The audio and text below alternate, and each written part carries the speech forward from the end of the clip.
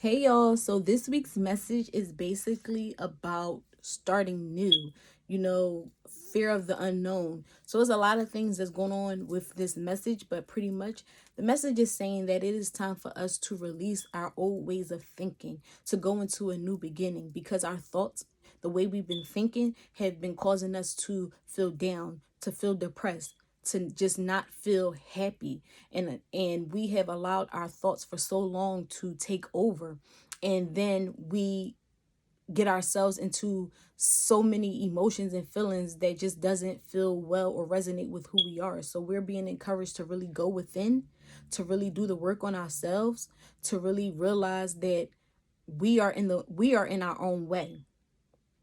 And the reason why we are in our own way is because of the way we have been thinking for so long. So now it's time to let go of these limited thoughts. We've placed ourselves in a box, and now it's time to get out of the box.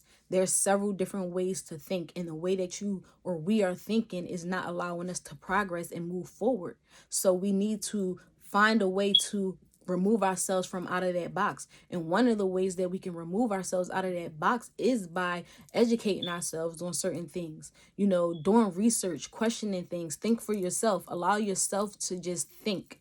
A lot of us really do not think for ourselves. Even when we think, we are thinking for ourselves. So the way to think for yourself is to honor how you feel, to go within, to do some deep introspect, to really do the work to figure out who you are, what you want, what makes you happy, not what other people say that you should, what makes you happy or what you should be doing. This is about you. This week, this journey is about you. It's about us tapping into our full potential, breaking just these mental chains that we've placed on ourselves for so long. Because if we want to be able to move forward, we have to release the limited thinking. We've been thinking that we aren't capable of certain things based off of our thoughts.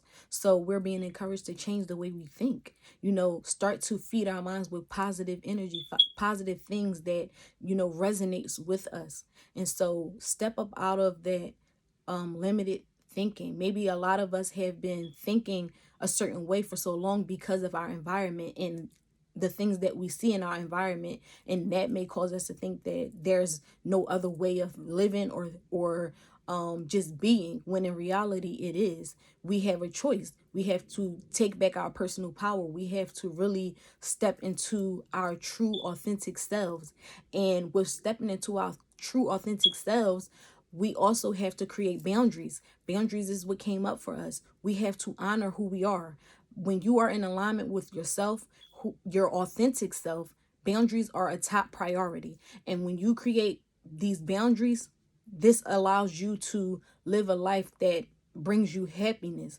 Because when you are constantly saying yes to people, then you're just being a yes man, or a yes person. And this is the time to step out of being that yes person.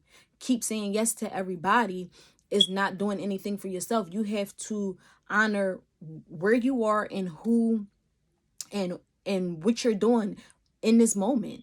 So if your boundaries is wrapped around your healing, your children, school, whatever, then you don't have time for anything else. And the people that are for you are going to understand that. They're going to acknowledge that. And whether they are mad or not, they're going to eventually accept the process of you doing what you do for yourself.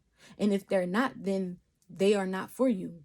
Because a person that's for you, they may feel some type of way, but at the same time, they're going to just accept it, like, oh, this is what this person wants for their stuff. So we're being encouraged to take our power back, to start saying no. Everybody says yes. Everybody enjoys a yes man or a yes person. But at the end of the day, being a yes person doesn't benefit us because we end up being unhappy. And so setting boundaries, taking your personal power back, is letting people know, like, you are serious about who you are. You are in alignment with your soul, with your authentic self. And so boundaries is so important for us. That is what came up for us. Is like, set these boundaries. And some of us are going to make people mad. We're going to piss a lot of people off, and that's okay. And if they're for you, they're going to accept it. And if they're not, then you have a choice. You can still keep these people around and entertain that energy, or, you can let them go. So we are being encouraged to just set boundaries, take our power back, because when we say no, it's power in no, pretty much. And we are also being encouraged to release negativity.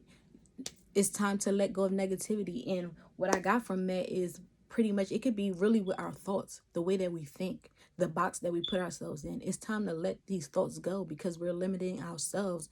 We feel like there's no way out of our current situations, and that's not true. That's false. That's an illusion. And then we allow other people to pretty much we give our power away by saying that other people are in control, and when the reality is this, they are not in control. We are in control. We are in control with how we respond to people, their reactions. Is not the person. It's us, pretty much. It's like we have the power whether we want to respond to a certain energy that a person gives. It's not them. So some of us may say, oh, this person is pissing me off, or this person is irking me. And the reality is this: it's not the person. That's the illusion. You are, because you are in control of your emotions. And if you are not in control, then you're being encouraged to pay attention to how you're feeling and why you are allowing this person to get you out of your character or cause your emotions to go up and down. So we are being encouraged to pay attention to our emotions and know that we are in control and people are not in control of us. And that's how you gain peace in situations, when you are in control of your emotions and you're not driven by what another person does or their response. It's you handling it the best way that works for you and not allowing the person to bring you down. And so that's one of our messages as well. And we also have creativity. Like, we are being encouraged to get creative with our minds in the way that we think. Get creative and start to visualize what we want for ourselves, especially if we want a new way of living. We are being called to visualize. And for some people who feel like they don't know how to visualize, visualization is really pretty much something that you're familiar with. Like, say if you can visualize exactly how your block look, or the street, or when somebody say, where Center City at, or whatever the case may be, or just a local point in your area. You can imagine it right away and say, yeah, I know what you're talking about. That's pretty much what visualization is. It's like you having that image in your mind. You can't see it right there physically, but that mental picture is what is allowing you to bring forth the reality, what is real. So we are being encouraged to use our minds to start visualizing and creating the lives that we want, because a lot of us are afraid of the unknown when we don't realize that we actually do have power when it comes to the unknown or the future.